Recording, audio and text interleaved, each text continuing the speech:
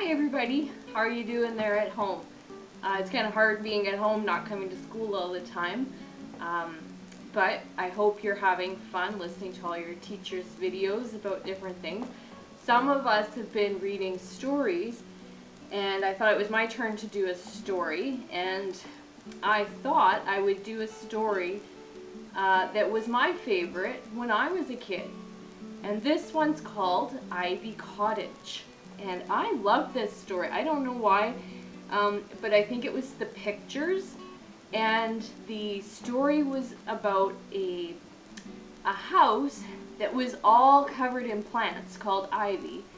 And I thought that sounded so magical. I would love to have a house covered in plants.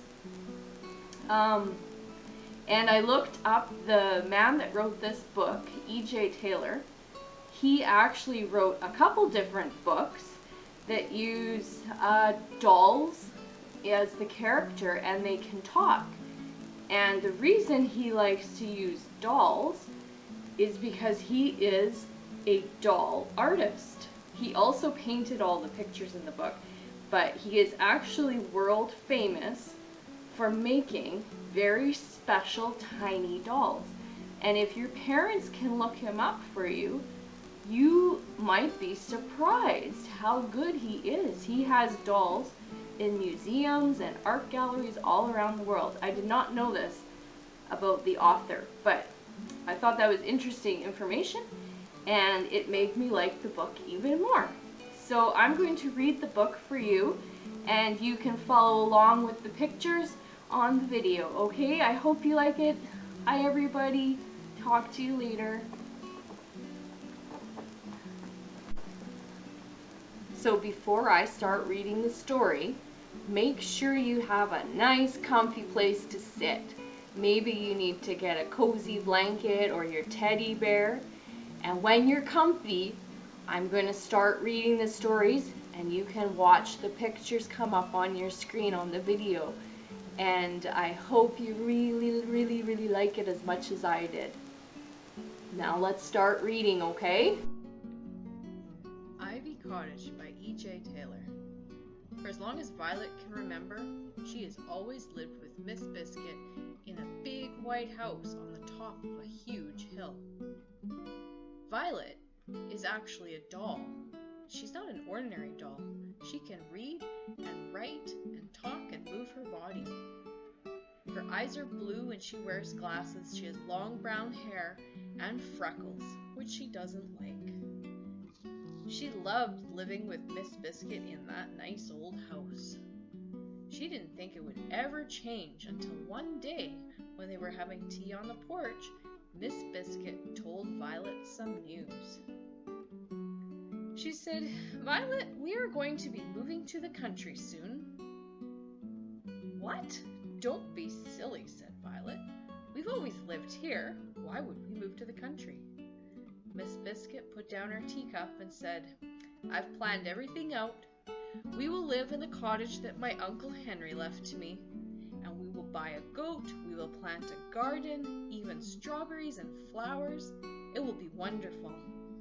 Violet couldn't believe her ears. She sat on the porch for a long time, staring at the plants.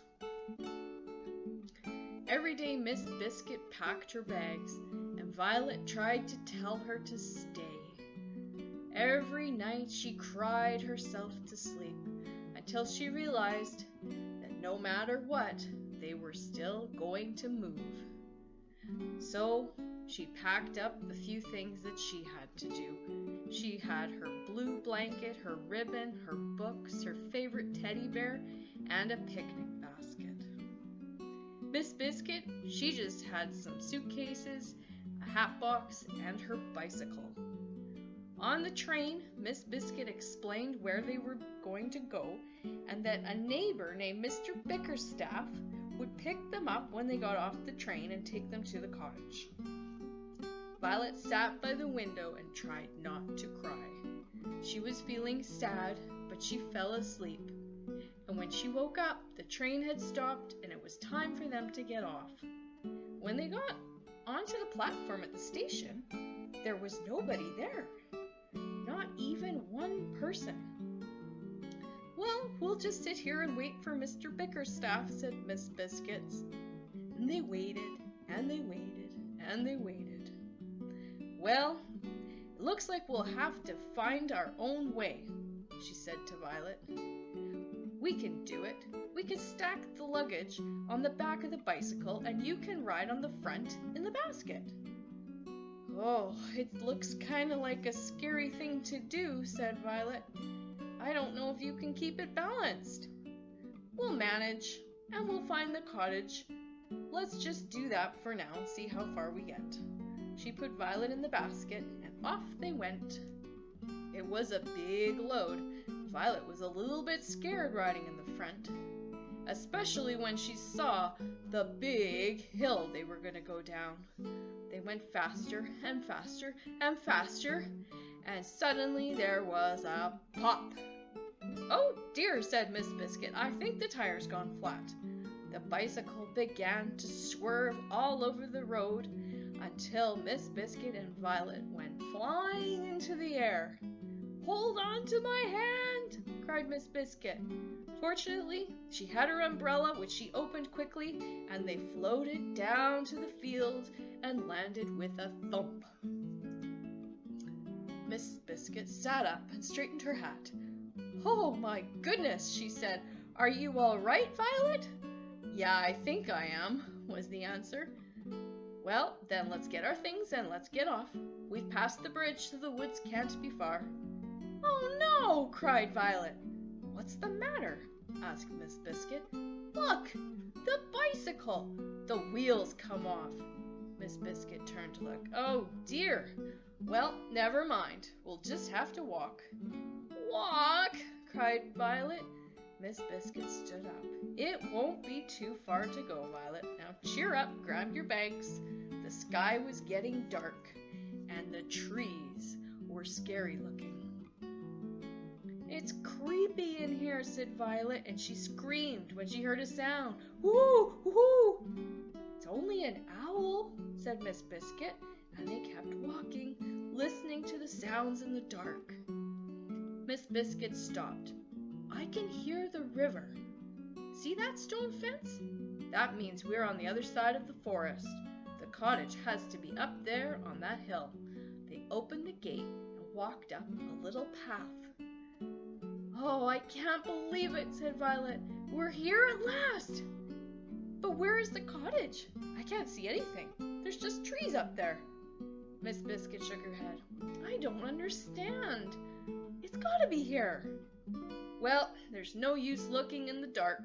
We'll sleep here tonight under the stars, and in the morning we will find it. What? Said Violet.